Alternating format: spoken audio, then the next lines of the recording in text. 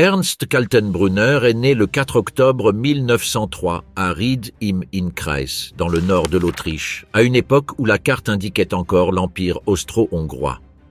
Dès le départ, sa vie semblait écrite par deux forces qui se mêlaient aisément dans cette région.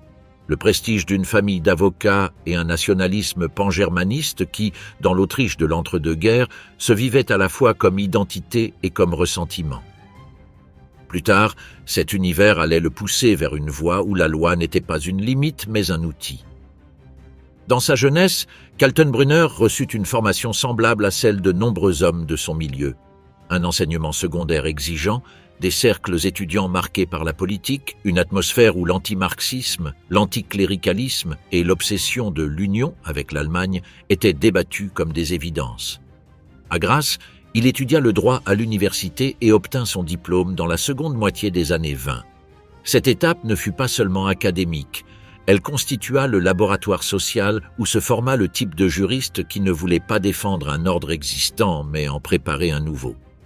Lorsqu'il fut diplômé et commença à exercer comme avocat, l'Autriche était déjà un pays en tension permanente. La Grande Dépression, la violence politique et la radicalisation avaient transformé les rues en un champ de bataille symbolique. Dans ce climat, adhérer au parti nazi autrichien n'était pas un choix à la mode, c'était un pari dangereux. Kaltenbrunner entra dans ce milieu en 1930 et l'année suivante rejoignit les SS, qui étaient alors en Autriche une structure réduite, illégale et dépendante de réseaux clandestins. Ce qui le distinguait n'était ni une éloquence brillante, ni une biographie héroïque. C'était autre chose, la discipline, la dureté, la capacité d'organisation et une disposition presque mécanique à exécuter les ordres au sein d'un mouvement opérant dans l'ombre. Grand, le visage marqué de cicatrices visibles, Kaltenbrunner imposait une autorité physique en adéquation avec le style des SS. Hiérarchie, intimidation, obéissance. Et cela comptait, surtout lorsque le parti était interdit et que chaque contact pouvait se terminer dans une cellule. Au début des années 30, la répression de l'État autrichien contre les nazis était intermittente mais réelle. Les rafles frappaient les comités, les imprimeries clandestines et les réunions discrètes. Durant cette période, Kaltenbrunner apparaissait et disparaissait du radar policier, fut arrêté à plusieurs reprises et apprit une leçon qui l'accompagnerait toujours. Le pouvoir ne s'obtenait pas seulement par les idées, mais par le contrôle de l'information, des loyautés et des sanctions internes. Son rôle se situait à la frontière du politique et de l'opérationnel. Maintenir la cohésion d'une structure illégale, éviter les fuites, garantir que l'obéissance ne soit pas discutée. L'année 1934 marqua un tournant. L'Autriche connut la tentative de coup d'État nazi et l'assassinat du chancelier Dollfuss. Et le régime répondit par la persécution. Kaltenbrunner fut emprisonné dans ce contexte, puis de nouveau arrêté en 1935 lorsqu'il fut condamné à plusieurs mois de prison pour activité politique illégale. Pour beaucoup, cela aurait constitué un frein. Pour lui, cela fit office de certificat de tempérament. Rester, résister et continuer à organiser, alors même que beaucoup choisissaient de fuir vers l'Allemagne. De fait, des sources et des études biographiques indiquent que son maintien en Autriche ne fut pas le fruit du hasard. Depuis l'Allemagne, Himmler le considérait comme un opérateur utile pour renforcer le réseau clandestin des SS autrichiennes. L'illégalité l'obligeait également à perfectionner ses méthodes. Kaltenbrunner évoluait dans une logique de messagerie et de liaison. Voyage, contact, rapport, ordre. Il n'était pas un romantique de la conspiration, il était un administrateur de la clandestinité. Et, dans la culture SS, cette efficacité était récompensée. Vers 1935, il était déjà considéré comme le chef des SS en Autriche, et son nom commençait à être associé à la fiabilité idéologique et à la discipline organisationnelle. Deux mots qui, dans cet univers, signifiaient que l'on pouvait lui confier aussi bien les tâches sales que les tâches ennuyeuses. Le grand saut eut lieu en mars 1938 avec l'Anschluss, l'annexion de l'Autriche au Reich. L'histoire, soudain, s'alignait sur le rêve pangermanique qui avait nourri tant de militants autrichiens. Pour Kaltenbrunner, le passage de la clandestinité au pouvoir fut immédiat. Dans le bref cabinet de Seyss-Inquart, il occupa le poste de secrétaire d'État à la sécurité publique et, presque simultanément, devint le chef de la police et le dirigeant des SS en Autriche. le plus haut responsable SS et policier du territoire. Il n'était plus l'avocat qui aidait des militants à éviter des condamnations. Il était celui qui coordonnait l'appareil chargé de persécuter, d'arrêter et de réorganiser le pays selon la logique du nouveau régime. Depuis Vienne, Kaltenbrunner se retrouva au centre d'une machine en expansion. Police, renseignement, coordination avec les autorités allemandes et un processus accéléré de mise au pas politique qui ne laissait aucune place au neutre. Son autorité se mesurait en directives, en dossiers, en chaînes de commandement. Ce qui avait été un mouvement clandestin était désormais l'État. Dans cette transition, Kaltenbrunner gagna rapidement du rang au sein des SS, s'imposant comme un homme qui n'improvisait pas. Il administrait, exécutait et exigeait des autres le même niveau d'obéissance. Avec le début de la guerre, la structure répressive du Reich devint encore plus centralisée. En septembre 1939, Himmler créa l'Office central de la sécurité du Reich, le RSHA, afin d'unifier et de formaliser le lien entre le service de renseignement des SS, le SD, et la police de sécurité, y compris la Gestapo et la police criminelle. Le RSHA n'était pas un bureau parmi d'autres.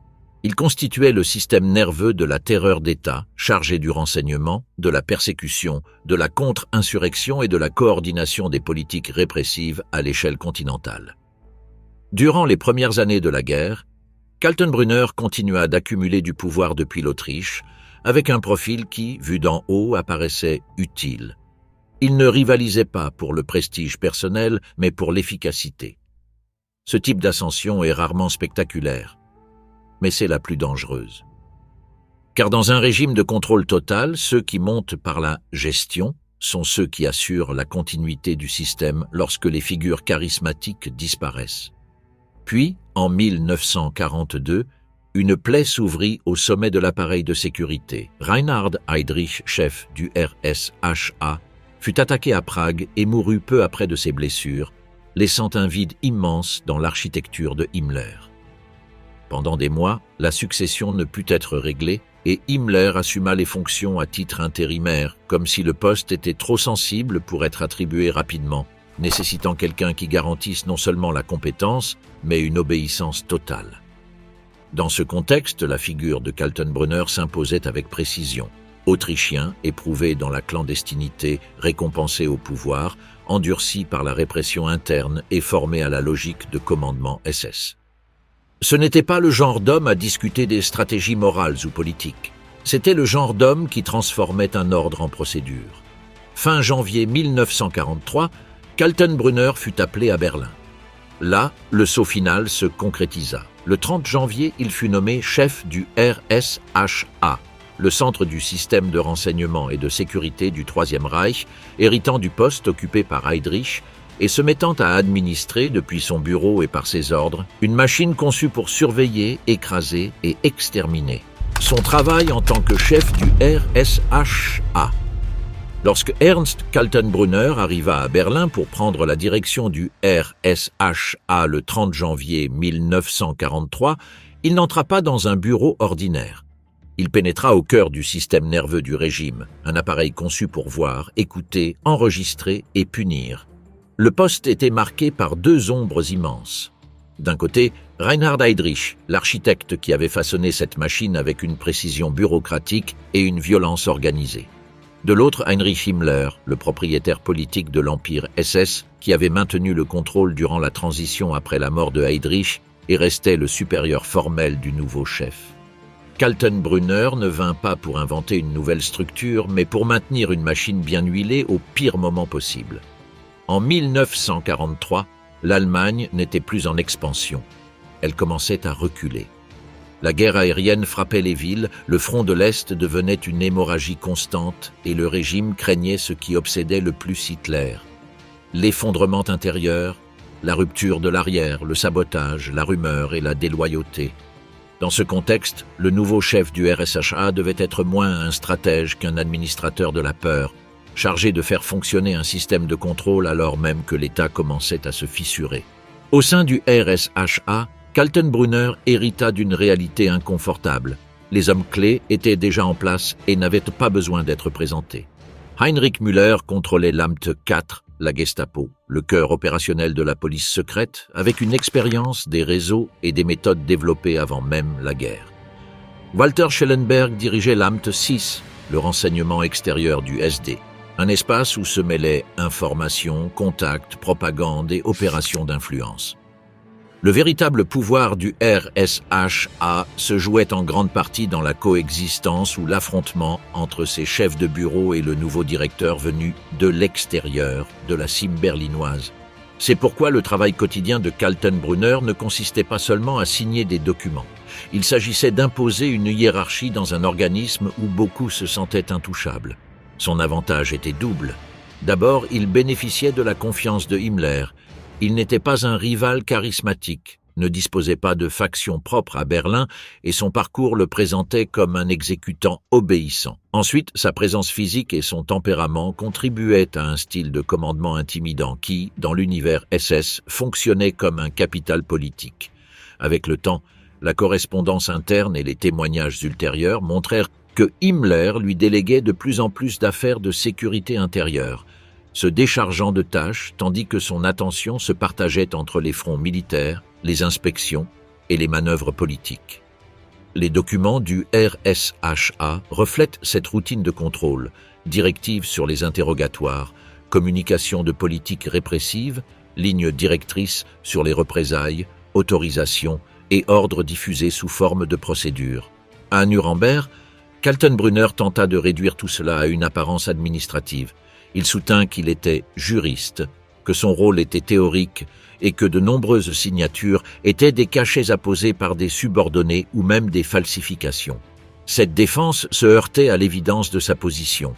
En tant que chef du RSHA et de la SIPO-SD, son nom était associé au circuit formel par lequel les décisions de l'appareil étaient approuvées, transmises et légitimées.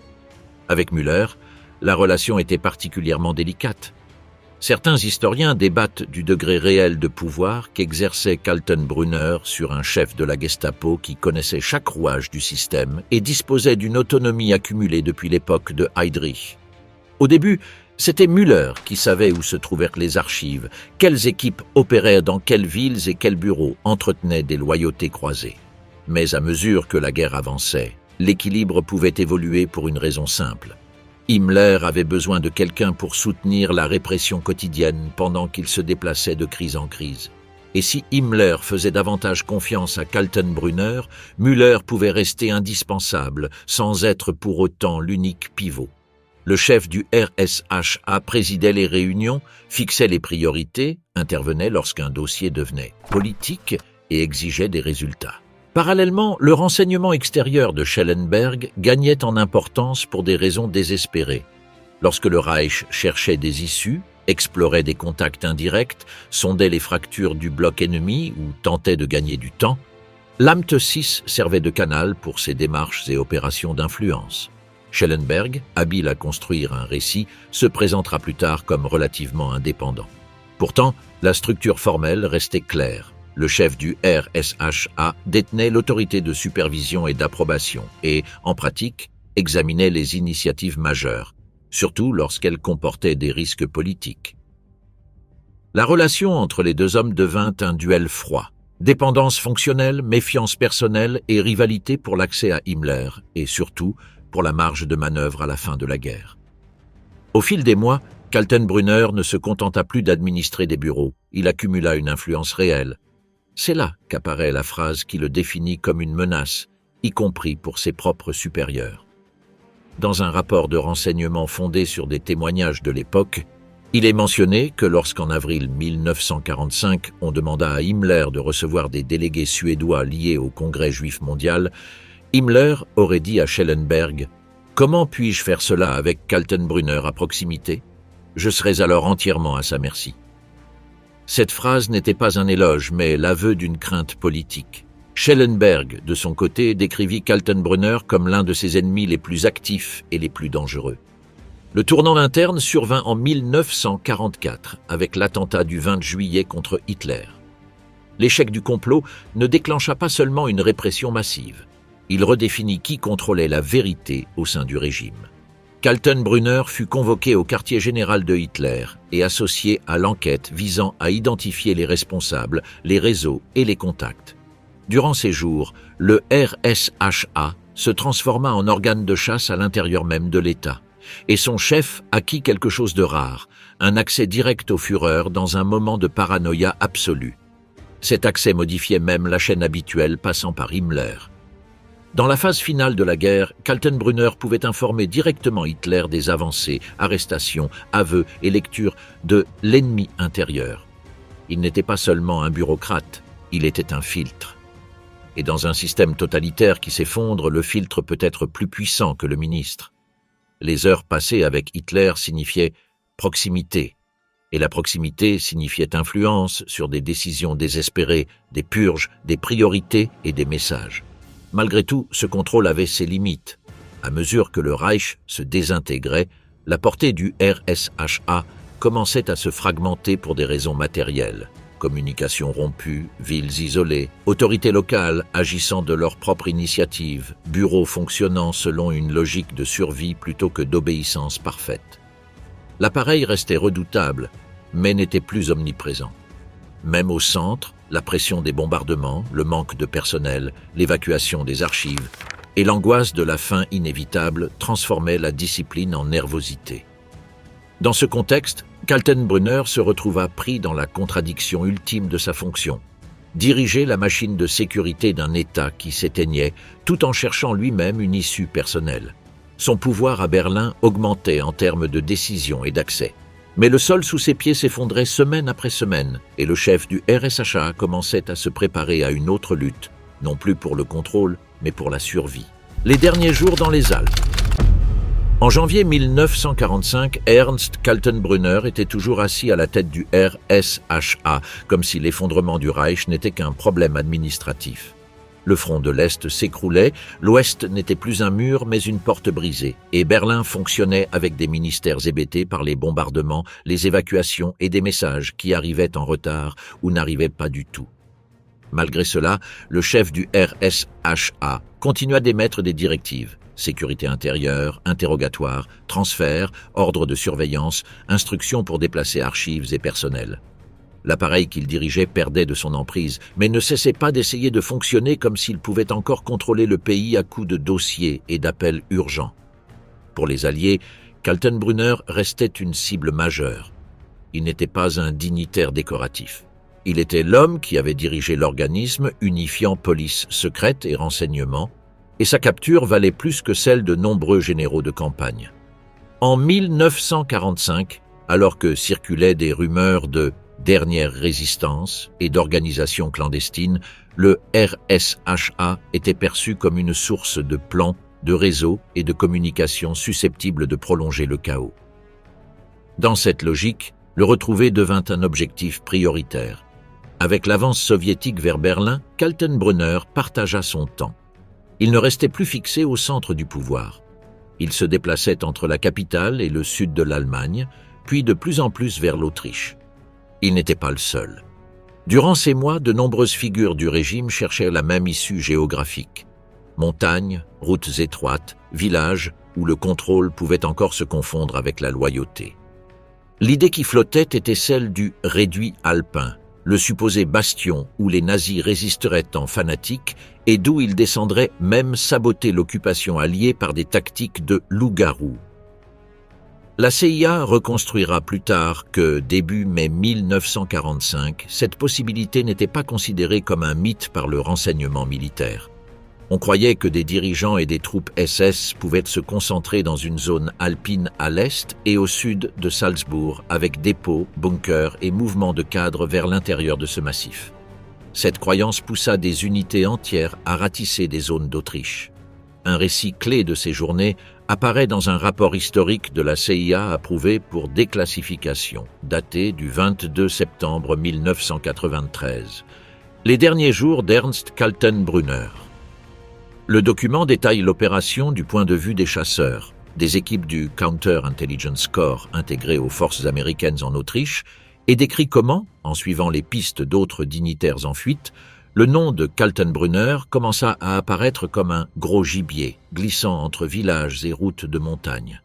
La zone qui finit par concentrer l'attention fut le Salzkammergut, région alpine de lacs et de mines de sel, où des lieux comme Bad Ischl et Bad Aussee servaient de refuge traditionnel.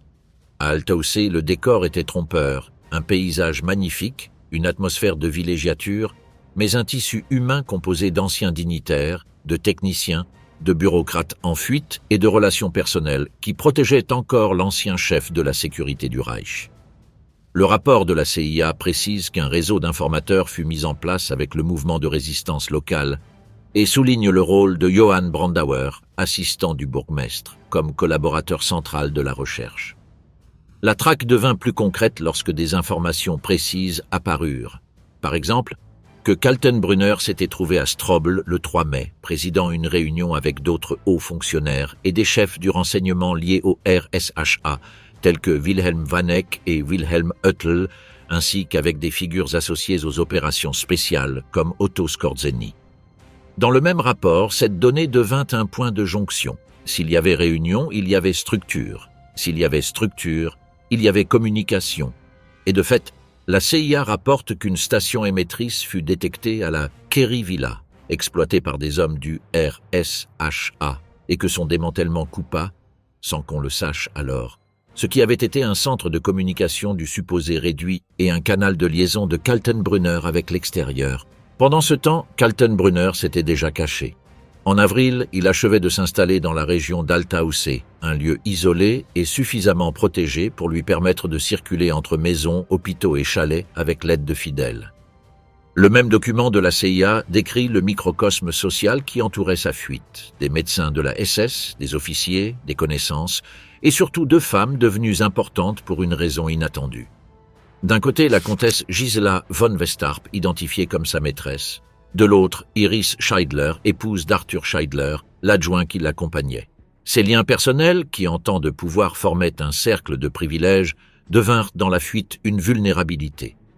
Le 8 mai 1945 arriva la capitulation allemande, et pourtant, dans la montagne subsistait la crainte de poches armées, de voies de fuite ou de tentatives de négociation.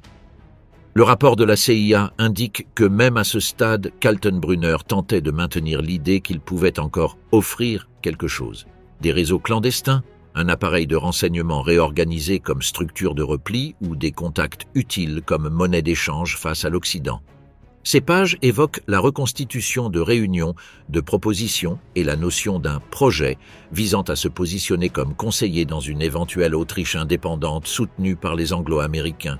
On y mentionne même les efforts de Oettel pour établir un contact en Suisse avec Allen Dulles. Quoi qu'il en soit, c'était un plan à court de temps. À ce moment-là, la chasse avait déjà un nom et une méthode. L'unité américaine chargée de le rechercher dans la région comprenait du personnel du CAIC et un soutien d'infanterie. Dans un résumé historique de l'US Army Intelligence Center of Excellence, la capture est décrite comme l'objectif principal du 80e détachement du CIC en Autriche sous la direction de Robert E. Matson, avec l'interprète Sidney Bruskin et des guides autrichiens connaissant le terrain. La piste finale apparut le matin du 11 mai. Brandauer rapporta qu'un garde forestier membre du mouvement de résistance avait vu Kaltenbrunner, Scheidler et 2 gardes SS 5 jours plus tôt dans une cabane appelée Wildensee Hütte, en altitude dans le massif du Totzgebirge. L'information était ancienne, mais elle provenait d'une source fiable et, dans la logique d'une fuite alpine, elle signifiait quelque chose. Les cachettes ne changeaient pas si rapidement lorsque le terrain était fait de neige, de roches et de sentiers. Cette nuit-là, la patrouille fut montée selon un plan presque théâtral. Ils partirent vers minuit pour profiter de la dureté de la neige, marchèrent pendant des heures et gravirent péniblement des sentiers et des passages enneigés. La CIA décrit l'ascension avec des détails d'obstacles et de chutes, des soldats lourdement chargés et mal équipés, et la pression d'arriver avant que le jour ne se lève complètement. Vers 5 heures du matin, ils aperçurent la cabane. Volet fermé, pas de fumée, un silence apparent. Le contact fut tendu.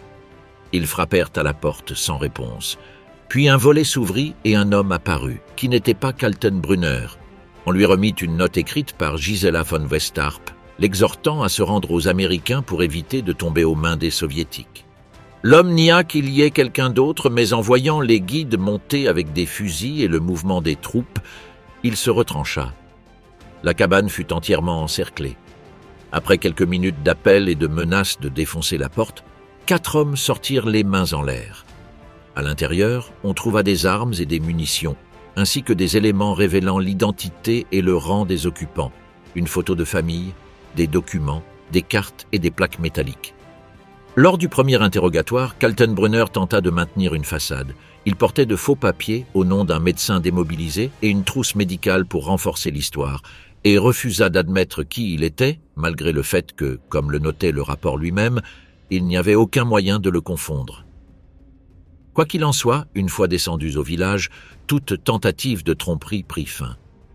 Vers 11h30, déjà à Altaussee, une foule se pressait dans la rue principale. À ce moment-là, Iris et Gisela se frayèrent un passage parmi les gens, coururent vers les détenus et enlacèrent leurs hommes, les obligeant à abandonner la mascarade aux yeux de tous. Nuremberg, l'affaire contre Kaltenbrunner. Lorsque Ernst Kaltenbrunner arriva à Nuremberg à la fin de l'année 1945, il n'était pas simplement un accusé de plus. Dans le couloir reliant la prison à la salle d'audience, sa silhouette se distinguait pour des raisons à la fois physiques et politiques. Il était immense, au visage dur, traversé par une cicatrice de duel sur la joue. Un gardien américain qui le surveilla pendant des mois se souviendrait de lui comme d'un homme grand, d'environ 2 mètres, surnommé Scarface, mais aussi comme de quelqu'un qui, loin de la pose froide du fonctionnaire SS, se brisait en privé avec une fréquence qui surprenait même ses geôliers.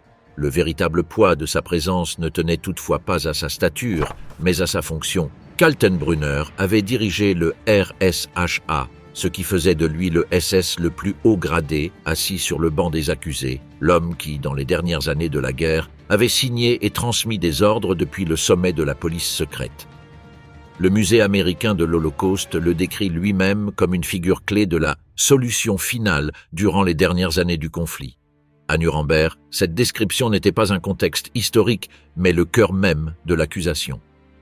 Dès les premiers interrogatoires, Kaltenbrunner sembla comprendre que sa seule option consistait à dissocier son nom de la machine qu'il commandait officiellement. Sa stratégie fut précise.